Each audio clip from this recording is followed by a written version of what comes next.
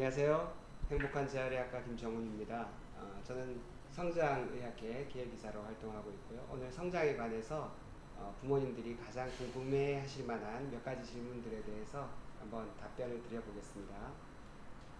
우리 아파트 윗집, 옆집 아이들이 성장 클리닉을 다니는 걸 봤어요.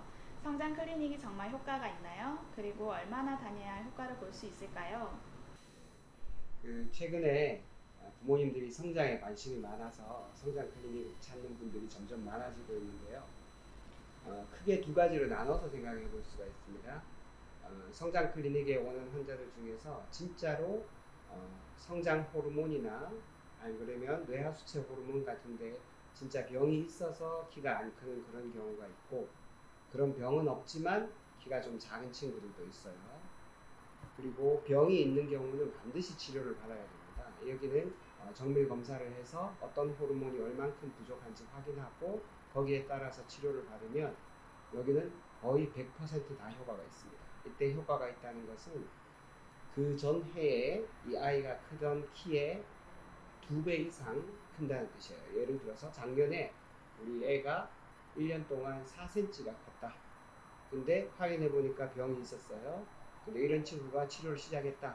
그러면 최소 8cm 이상 큽니다. 첫 해에. 물론 8cm 이상 클 수도 있고, 물론 이 효과는 시간이 지나면 조금씩 줄어들긴 하지만 성장 호르몬 결핍이라는 병이 있는 경우는 반드시 이렇게 치료를 시작하시면 거의 100% 효과가 있고요. 두 번째는 성장 호르몬 결핍이나 뇌하수체 호르몬에 따로 문제가 없는 경우도 있어요. 그렇지만 키는 작은 이런 친구들의 경우는 이렇게 100% 효과가 있지는 않습니다.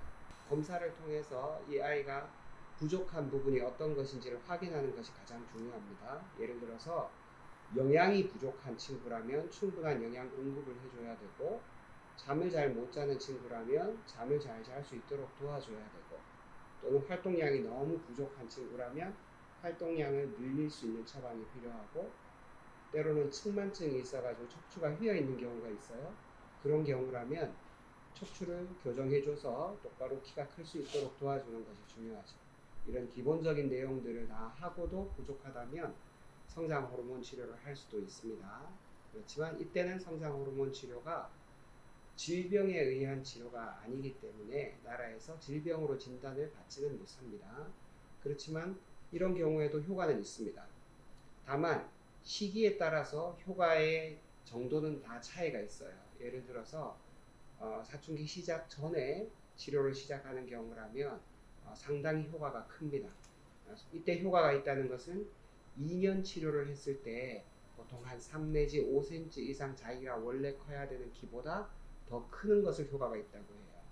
이런 정도의 효과가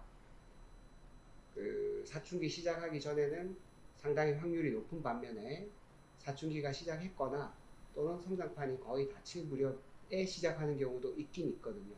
그런 경우는 확률이 점점 떨어지는 거죠. 아, 그렇군요.